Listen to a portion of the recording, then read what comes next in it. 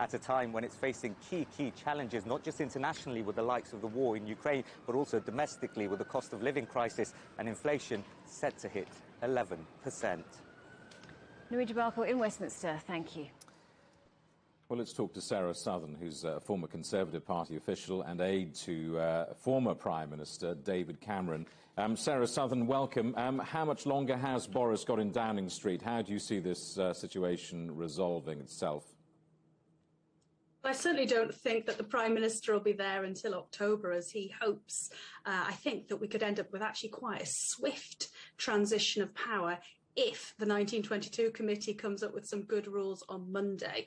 At the moment, there needs to be, I think, 8 nominations for an MP to stand as leader. If they increase that above 8, there would be fewer candidates in the field, and perhaps the MPs themselves could whittle it down to those 2 quite quickly, and we could get the elections with the membership done before the summer is out. So Boris Johnson may have a matter of weeks rather than months. I think he possibly could. If we look back to, say, 2016, when David Cameron resigned, he thought he was going to be there for another 3 months. Within 3 weeks, Theresa May firmly had her feet in Downing Street. So these things can happen a lot more swiftly than people anticipate. Well, look, you've worked in the heart of government. What are these dog days like between incumbents at Downing Street? Look, it'll be a very difficult day for a lot of people. That this week will have been tough. A lot of special advisors will have lost their jobs. When their boss resigns, they have to resign with them. It will be obviously a roller coaster of emotions for those in number 10, thinking, right, no, it's fine, our guy is going to survive. No, actually, he's not going to. So it will have been quite a chaotic and an emotional week for everybody.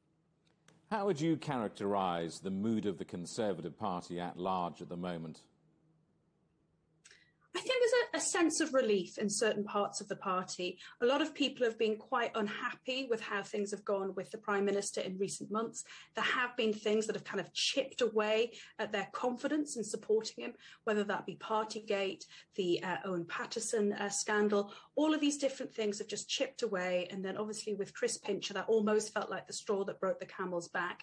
And I think now people are beginning to think, right, we can perhaps re-energise, we can start supporting again, because support has drifted away, as has been proven in the by-elections and the local elections that we've had in recent months.